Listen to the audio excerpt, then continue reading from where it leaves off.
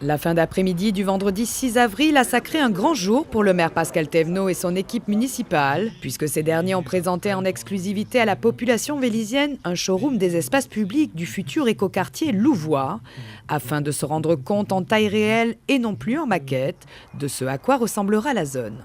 Vous pouvez voir derrière moi en fait, tout ce qui va être mis en place sur la future ZAC Louvois. Donc, les espaces où les voitures circuleront, les espaces où les piétons circuleront, les espaces verts. Vous pouvez voir, alors un exemple remarquable, c'est l'arbre derrière moi. C'est que la municipalité et le maire, on a fait le choix en fait d'avoir des arbres qui sont déjà de taille plutôt imposante, plutôt que d'avoir des tout petits arbres que mes petits enfants en fait verront grands. Là, on va les voir grands tout de suite.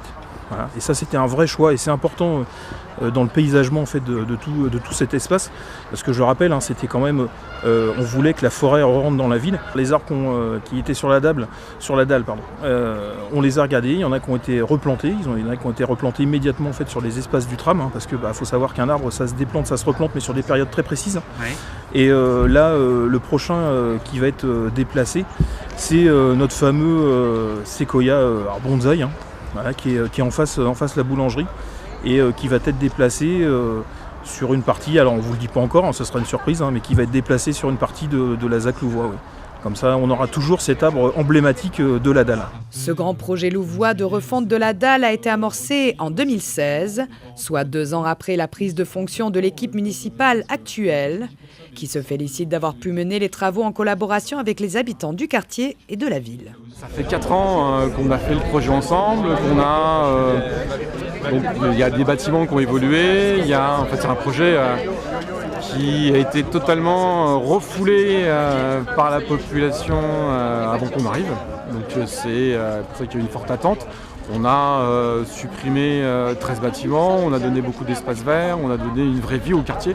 On a choisi aussi l'architecture qui était une architecture, une boîte comme on peut avoir ailleurs mais qu'on ne souhaitait pas renouveler. Et puis là c'est vraiment l'âme du quartier avec ce showroom où la vidéo 3D permettait de se projeter en 2020 et là ça permet de se projeter aussi de manière plus physique où on voit exactement la qualité de tous les éléments, aussi bien le granit, la pierre, les espaces verts, les arbres et pouvoir cette fois maintenant aller encore un peu plus en avant.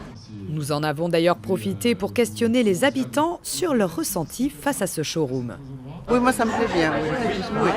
Ça va être beau après. Oui. Qu'est-ce que vous trouvez intéressant dans ces compositions? C'est joli quoi. Je pense que ça vaut le coup de rester à Vélizy, que ça va être très joli, que ça va être... je trouve que tout est bien, tout moins apparemment, il faut voir terminer. Mais moi ça me convient bien. Avoir un plan d'eau, etc. Pouvoir m'asseoir sur des bancs, pour moi c'est parfait. On va voir après en grandeur réelle, mais enfin apparemment ça a l'air d'être très bien, oui, bien sûr, oui. Rappelons que depuis 2015, la législation oblige tous les lieux publics à se démontrer accessibles aux personnes handicapées. Une question qui a dû être rigoureusement prise en compte dans le montage du projet Louvois. Je pense que j'agace suffisamment mon collègue Frédéric Huchelou sur mes normes.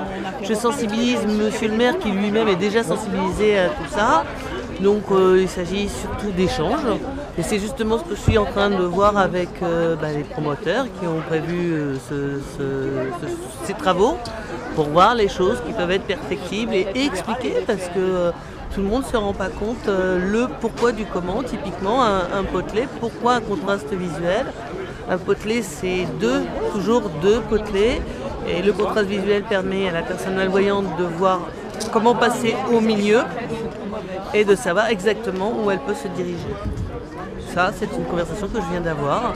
Après, il faut trouver, et ça c'est toujours plus difficile, le joli, l'utile et l'efficace.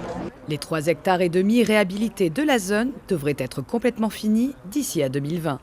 Pour les espaces publics, on est dans les temps. Il y a eu, on a subi des intempéries. De toute façon, vous avez tous vu que les premiers mois d'hiver ont été très difficiles. Et comme pour les travaux publics, ça a été des mois difficiles, donc avec quelques décalages.